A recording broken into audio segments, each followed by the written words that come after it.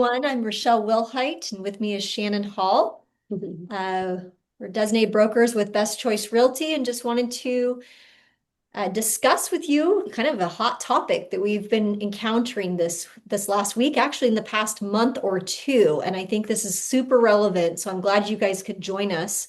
We're going to be talking about earnest money and the strategy around earnest money. You think, well, have we talked about this before? Yes, we've talked about this before, but we're going to go a little bit different tonight. We're going to go basic for some of you that just needs a refresher. So we'll spend a few minutes going over that. And then we will go a little bit more advanced. So we're going to kind of tease your brain a little bit on a few different issues that we encounter with earnest money disputes and how to navigate that. So with that, let's go ahead and put up on the screen. If you've got questions tonight, go ahead and put those in the chat. I think we'll have time at the end to discuss any of your pertinent questions, and it might spark some more discussion about earnest money. And again, we're talking about Washington, Oregon, and Idaho tonight. So these things that we're talking about have to do with any state that you work in the United States, really. So Shannon's going to go over Straight the up. basics. Yeah, so basics. What are we talking about with earnest money? So earnest money is a good faith deposit by the buyer, and it's their motivation to stick it out through the deal. So if they get cold feet, if they decide that they want to back out for one reason or another, regardless of the contingencies that they have, this is what could potentially be at risk. So how much is earnest money typically? I think it just depends on the marketplace that you're in. We see anywhere between 1 to 3% typically of the purchase price. However, that can be something for negotiation. When you're in a multiple offer situation, if you have someone who's putting down a lot more earnest money, or maybe even a non-refundable earnest money, which we'll talk about a little bit tonight, that could be an object of negotiation that could set your offer up against another. Where and how is earnest money deposited in hell? I'm not holding it. You don't want to hold it. Nobody No. wants to touch this. And the only person that is responsible for touching the earnest money, holding the earnest money, is going to be your closing agent at escrow. So that would be, whoever you are working with, Chicago, First American, Fidelity, Stewart. I mean, it doesn't matter which company you're working with. Ultimately, they're the ones that are holding the earnest money. What's interesting, Shannon, is that they've also, with earnest money, we started to see in the last year, maybe two, we're starting to see more of the escrow companies, even in the outlying areas, that are working with our clients to establish wires and get that Yeah. stuff set up earlier rather than waiting for the personal check. I don't know about you, but a lot of you don't have personal checkbooks anymore, and our Yeah. clients are getting to that point as well. So Yeah. we're starting to see, I think, wasn't it this last year that we saw that The crossover? bulk, The the more bulk of them are majority, because ACH. because of COVID and kind of the post recovery from that, it's swung fully the other way. Majority of earnest money is wired. And the reason this is important is we're talking about deposit dates. When you initiate a wire, it's not going to be instantaneous. It takes 24 hours for that wire to clear into the closing agent's account. So it's important for you to know how the earnest money is going to be delivered. They could certainly walk it in to the escrow's office, and that would be obviously delivered the moment they deliver it. But is that Uh, deposited? but is it deposited? That is the question, right? So when is earnest money going to be deposited? This is 100% contingent on what you have in the contract. So each state is going to be a little bit different. In Washington, this is again another negotiable item. There are some contracts we see where it's 1 day, and then we have others where it's 10 days. It depends on the type of property you're purchasing, and how competitive it's going to be. We're still seeing in land, we're still seeing earnest money deposited after feasibility. Commercial, still, I'm seeing a lot of It that still coming through. exists. It's just not as common. It's people want the money in the bank account. Let's go to the next slide. And we are seeing delays. Yes, 100%. So if you've gotten an email from Jenny, who is our transaction management, she runs all of that for our company for the most part. If you get an email from her asking about dates of earnest money, confirming when mutual acceptance was, please be kind to her. The reason she's asking is because this is the number one item that gets pulled for audits is how was earnest money deposit delivered? This is one of our few duties that we have as a real estate agent during the course of the escrow. is to make sure that that earnest money not only is deposited timely, but there's proper communication and documentation during your escrow as well. So if you are in a situation where the earnest money, you're looking at it, you haven't got that notice from escrow yet showing that it's deposited, that might be something where we reach out to the parties and say, hey, buyer, have you by chance gotten the quality request or the instructions, the wire instructions from escrow, or however it is that escrow has communicated how to deposit the earnest money, and get ahead of it? Because if it is late, then potentially that seller could back out. We could be in a situation where maybe the buyer wants to back out. Maybe they think that they don't have to deposit it, and then we're having to deal and backtrack from there. So if you're in a situation where the earnest money has been deposited late, oh, shame, shame on buyer for having deposited late, but it does happen from time to time.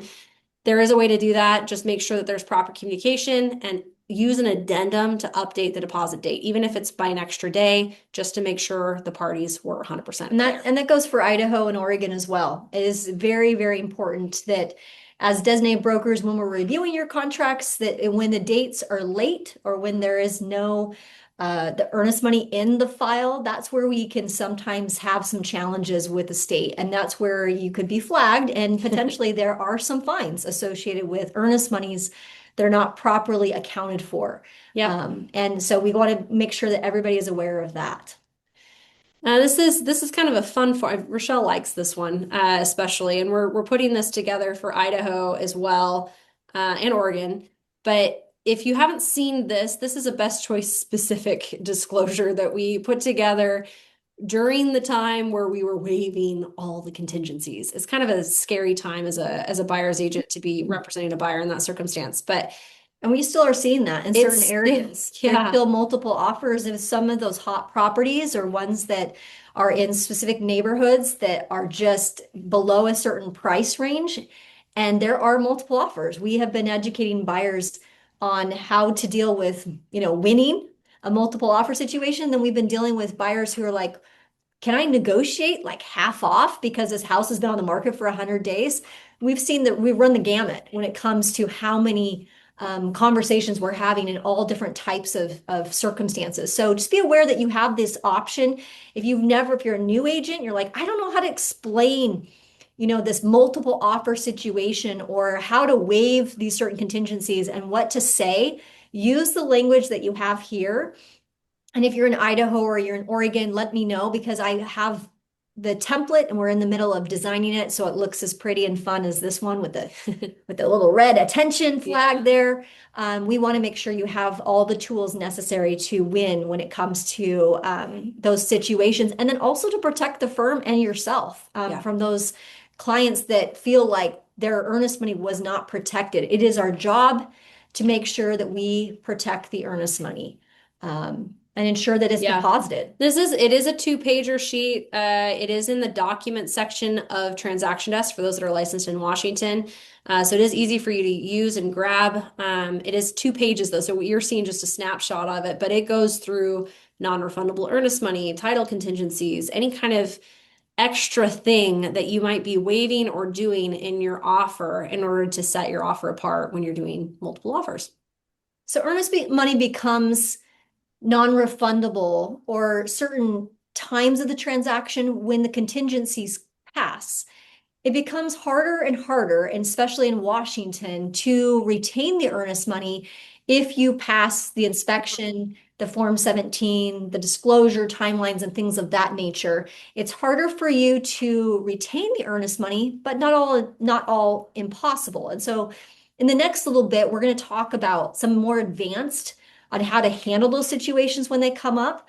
But I want to whet your appetite for earnest money. It's kind of a blank canvas, and there's a lot to concern yourselves with when it comes to earnest money because of the contingencies that are in play. Not all transactions are made alike. In fact, some of the transactions you'll find are pretty straightforward, pretty easy. And then all of a sudden you get one, right, Shannon, where it's just like, I don't even know what happened here. Yeah. It got out of control, and the buyer saw something that came on the market that was a little bit better. And now that they were really, really excited about it, they passed the inspection, and now they're trying to terminate on some other contingency. And they may have the right to do so, but they need to understand the communication that's necessary to understand that their earnest money may be at risk. Right. So Those when words. we get to a certain point where and when you have a situation where your buyer is getting cold feet or your seller, for instance, is wanting to get cold feet, it's best to get ahead of it. Call one of us and we can kind of advise you based off of the circumstance that you're in.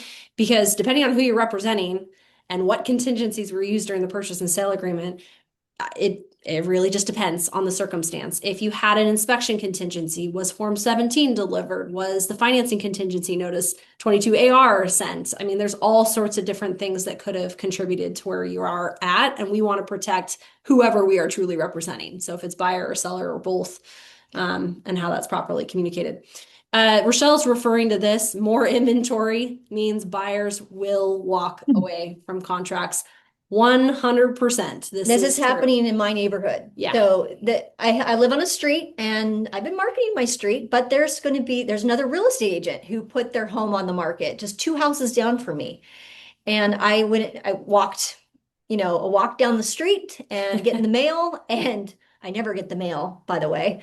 That's one thing I let my husband do that. I think I've gotten the mail maybe once or twice, but I'm walking down, I run into the neighbor who happens to be another real estate agent because I was like, how could a sign be up in my neighborhood? And he told me, he said it fell apart, priced it really well. They're trying to relocate to another state. And he priced it so well, they got a buyer, but then they actually saw another house that came on the market down the street from that as well. And the buyer backed out using the Form 17 disclosure. So there was nothing, it like fell apart. And so now they're back on the market trying to find. Well, and there's some circumstances too. So we had another one recently where the earnest money was only $1,000 and a neighboring property or competing property came on the market, and that buyer only fronted $1,000 of motivation to stay with the deal with their earnest. They let the $1,000 go to the seller. 100%. They let it go. They go, well, this one's a better deal. I'm going to be saving $10,000 on the purchase price just because it just came on the market. I know we're past inspection, but that's a better deal. That buyer was willing to walk away from their earnest money. And for them, it was a better deal. So as a listing agent, when you're looking at the offers, we have to consider earnest money as one of those items that in many cases is just as important as that purchase price. Rather than comparing conventional versus FHA, I mean, in many cases, that earnest money is actually a more important point for you to be taking a look at. Great point, Shannon. Yeah. The term that you want to look at on the Washington contract specifically would be the checkbox where it says forfeiture of earnest money or seller election of remedies. Shannon, since you've been licensed, how many times have you seen seller election of remedies checked? Not very many, and it was usually because it was a mistake. Okay, and most of the time, those are like some of your large, really extensive contingencies. So you, as buyer's agents, generally speaking, in Washington, the earnest money is what you're putting up. It's showing you're serious. And if you're only putting up a certain amount, the seller is kind of put on notice. And as the inventory starts to peak up, you got to I used to say, make your earnest money a bit more healthy. Yeah. It's not healthy enough sometimes when you see all this rise in inventory in certain neighborhoods. If you're going to be a buyer's agent and you're going to say to show the seller you're serious, and then maybe we can negotiate a little bit more on the price. Yeah. Or for closing costs, you'll have a little bit more bandwidth if you can make your earnest monies a bit more healthy. Alternatively speaking, if I represent the seller, you're going to want to make sure that seller, if you're looking at multiple offers and one has a $5,000 earnest money and one has a $50,000 earnest money, clearly the $50,000 are much more serious than the five. So again, you need to think about that when you're countering as well, that there might be some more inventory that pops up between the moment you go under contract, you're pending, and the close. That's a 2 or 3 week, generally speaking, of uncertainty where other inventory could pop up in your neighborhood, just like my neighbor, and all of a sudden you lost the deal because you went with the offer that wasn't as serious, and you should have countered. And you always kick yourself when that happens. I should have countered them on that one term. I'm never going to do that again. I'm never going to do that again. And so we want to make sure that you have a full picture as the market starts to adjust in certain neighborhoods. Let's go into the last segment here for tonight. Yeah, you guys want to look under the hood. We've got a story for you. Fresh off the press. Yep. We love these ones. This is like when it becomes a little bit hairy, right? When things are a little bit rougher around the edges. This is an urgent earnest money dispute. So we passed the inspection. We have not passed the finance contingency. This is a Washington State scenario. And we This is a represented the real one. buyer. We did represent the buyer. And thankfully, the buyer's agent did the right thing and she called a friend. She called did. She Rachelle. called me. And so I actually was the one that delivered the notice, but you're going to see firsthand what happened here when we went through this process. So, earnest money dispute. I'm sending this email out of my team email. This is what's happened today. This is straight off of today's email. This was sent from an escrow company who is now involved. Now realize the escrow company in Washington and Idaho and Oregon, they are supposed to be a neutral third party, meaning that when the earnest money becomes in dispute, they are looking to the designated brokers mostly for instructions on how they should allocate the earnest money. Now, if they got written instructions from the buyer and the seller instructing the earnest money to go to one party, the other, or split, then they would work accordingly. They would still need to have the designated brokers also sign off. But when there's an earnest money dispute, both parties have to agree to let the earnest money go. So it's not just, oh, I backed out on my earnest money. I backed out on my inspection, so I get my earnest money back. There are provisions that would say that maybe there was a breach with the inspection contingency or the finance contingency. And so that's what you're going to see with this case or this situation here is a potential where the listing agent's thinking there's a breach when really there's not.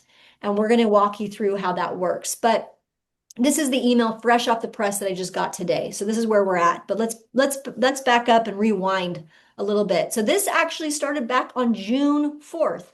I don't know, what is it, June 18th, 19th, something like that. We're June 22nd now, as of today. So I want you to go ahead and put it in the chat if you know, when can the earnest money go into interpleading, or when do those letters get sent out?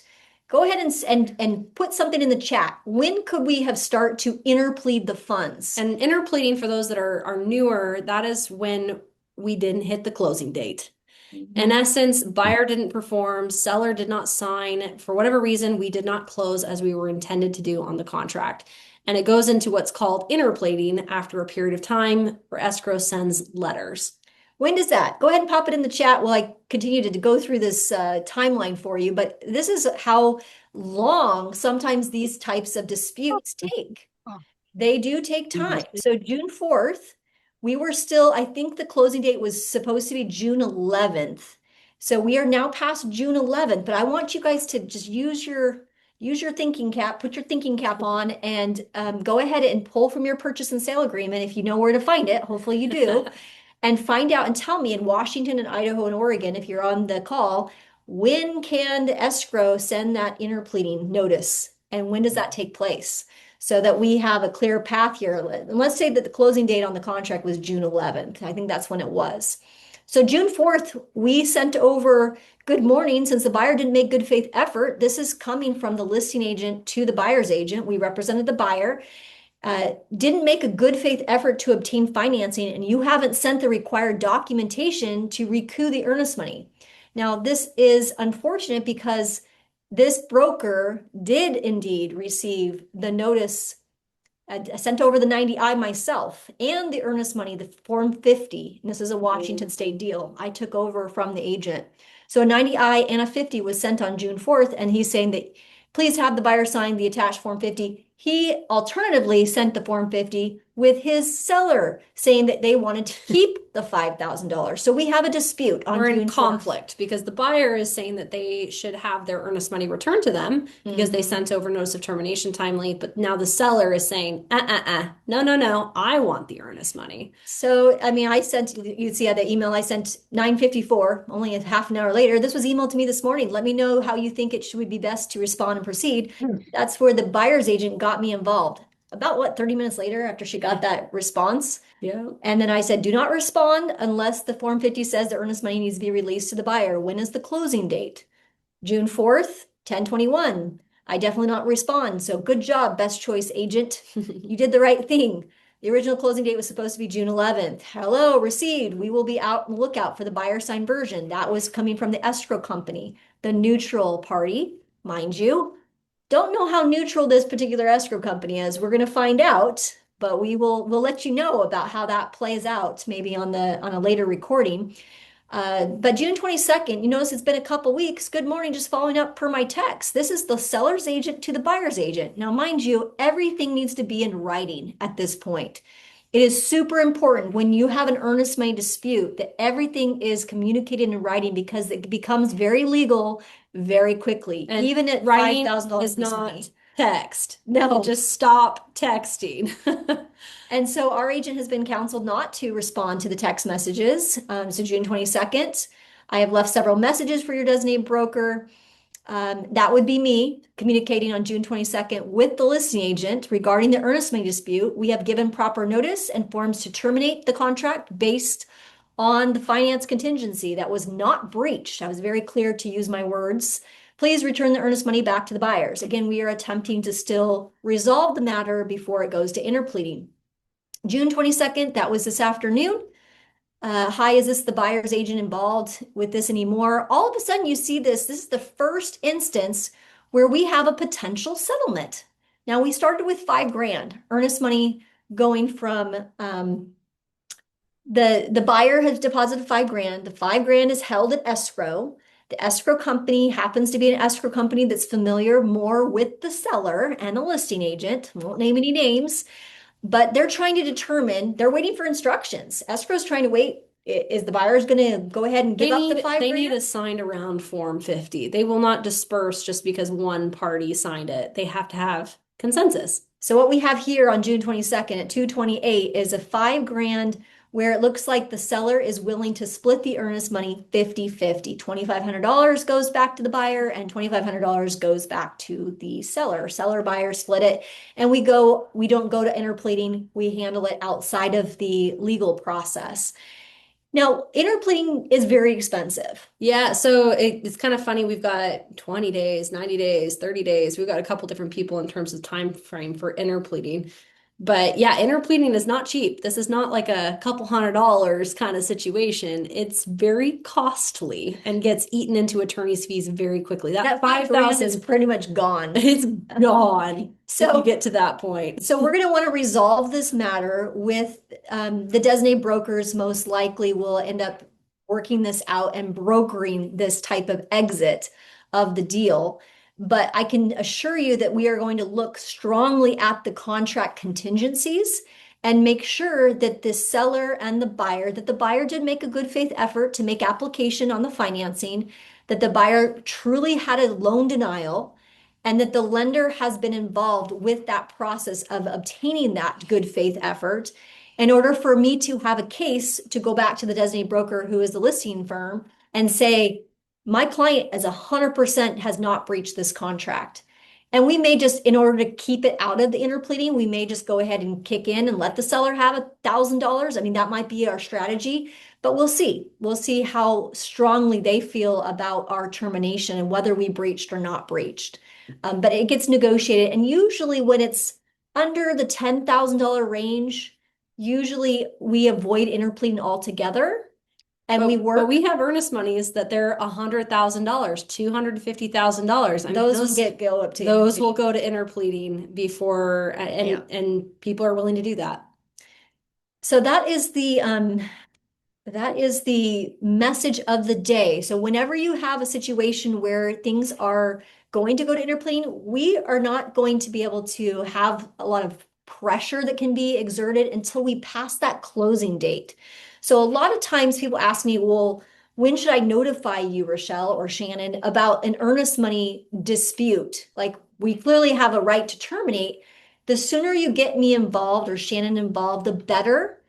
But we are not going to have the type of leverage that we need until we pass that closing date and it starts that timer for escrow to have that negotiation. Notice that in that scenario, it was like a couple weeks until, and the good closing date was June 11th. That once that interpleading date starts to creep up, that's when usually the other party starts to offer settlements very, very swiftly. Because in essence, if it goes to interpleading, it's only $3,000. It's gone. They're not going to have anything even after interpleading. Yeah, and they want to clear it. The other people have asked me, well, can I put my house back on the market and to sell it to somebody else?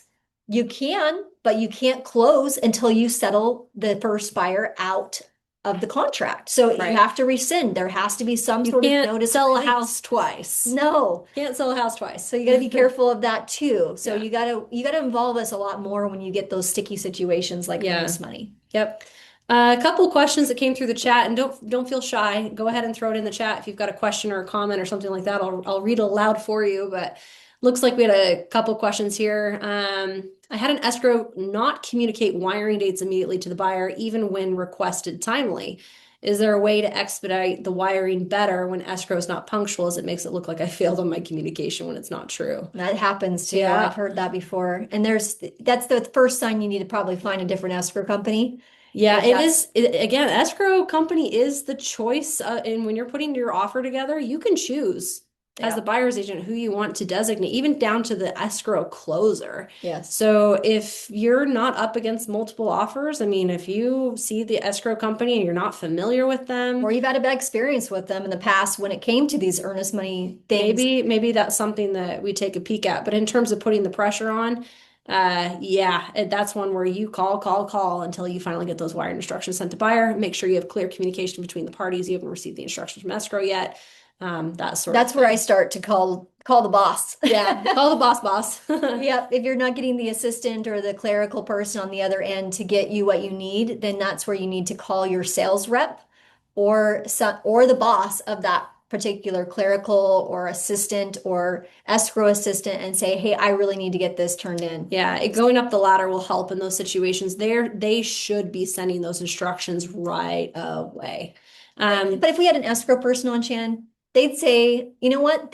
Their counter play to that is, do they have a copy of the purchase and sale Yep. agreement? You think that's kind Yeah. of a silly thing to say, but You'd be surprised though, when you go back and forth in email, going back and forth with the other agent or the other party, and then you're like, oh yeah, we're mutual. And then oh, you're trying to figure out logistics for inspections and things like that afterwards. You'd be surprised. We go so fast sometimes we forget to loop in the purchase and sale to escrow. So don't and forget. so then they don't open escrow. Yeah. So if they don't open escrow, that doesn't mean that you do not have a binding contract. I want Yeah. to make very clear about that. Yep. You are responsible for the contract, the legal document. You are licensed to practice a limited form of law by going and putting a purchase and sale agreement together.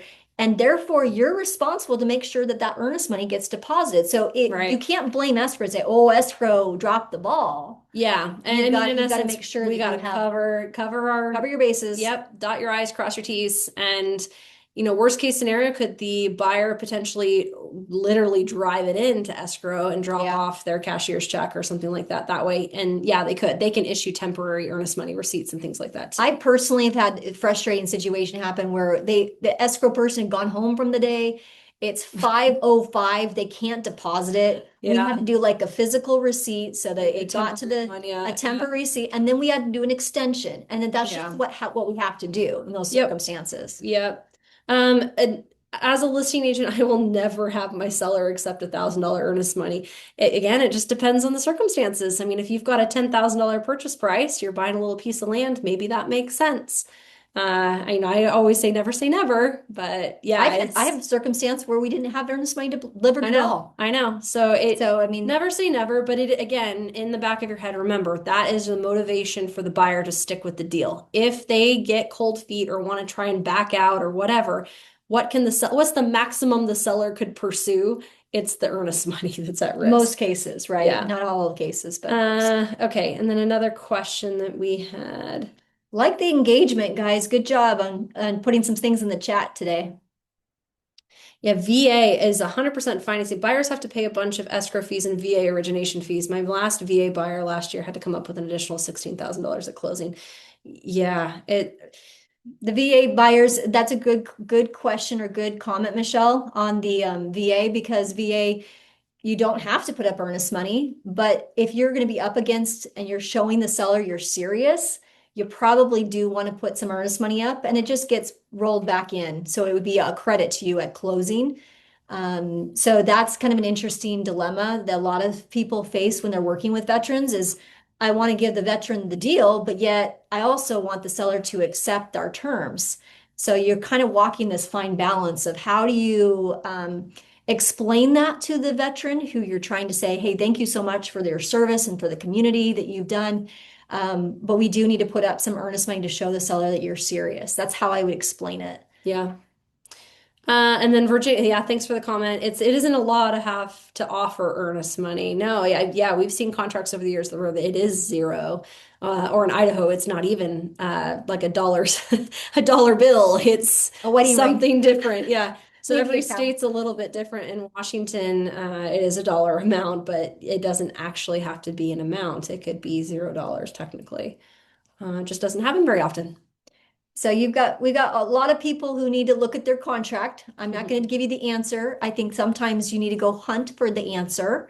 So those of you who put the date and the time in the chat, I want you to check your work. I don't know about you, Shannon, but when I was in high school, I had a math teacher who made us go and double check with the back of the book. And somehow that clicks a little bit better when you Oh, actually go find the place in the contract where the interpleading notice is given. So I want you to go ahead and do that. There's several of you who do not have the correct answer. I will say that. Okay. yeah. All right. Any other questions that you guys thought of when we were talking here? Virginia, we cover our bases. Anything you wanted to add? Hopefully that was educational. I asked Virginia before we went live, you guys, I said, should I go rant or should we go education? And she And I said, said education. So just remember, guys, that and I tell you all this at orientation that earnest money, if they're going to offer up earnest money, is the first line of performance. So do not let your buyers get out in a little issue because they decided to cancel the contract and didn't deposit the earnest money. It's the first domino in performance. So they do need to deposit earnest money if it has been promised. great, Yeah. thank you. Yep. The other thing I hear a lot about, I don't know if it's just out there on some of these, WeChat or on social media, Or but they're asking chat they're GPT. asking chat, oh geez, Jeez. where they say, well, I changed my mind. I got the house that I wanted, but I changed my mind and I want that 3-day right of rescission. There is not a 3-day right of rescission in No. any of the contracts. You are obligated to deposit your earnest money. So if you have a buyer who does not understand, maybe you're not explaining to it, they're not understanding how you're explaining it, have them contact me. I'd rather have them deposit their earnest money and use the contingencies to exit the contract. They can be sued if they do not perform on the Yeah. contract according to the way it's written. And that goes for Washington and Idaho and Oregon. There is no difference in that law. So just because they want to terminate, oh, I don't want to put my earnest money up, it doesn't work that way. Or they're deciding to back out on day 3 and earnest money's not due until day 4. It's like, Still need they to deposit the still earnest money and should back out, deposit. yeah, Yep. using the contingencies, Yep. the notices. Last little question. Are VA loans assumable? And if they are recommended, are there, I'm getting a couple other chats coming through.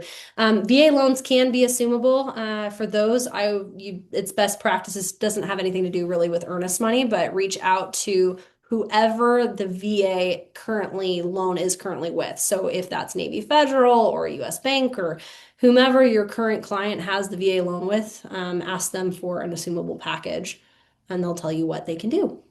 And there are some great escrow companies that we have that can help you with navigate assumables and owner finance. We've done quite a bit of that. People are getting very creative at how to navigate when the rates have been where they are. Yeah.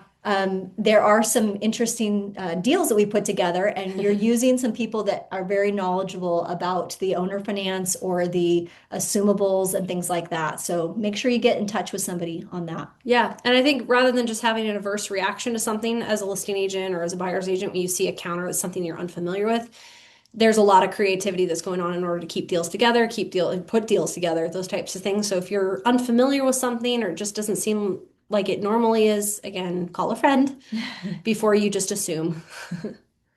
Okay. Okay, thanks, Patty. Yes, read your contract. Absolutely, read your contract.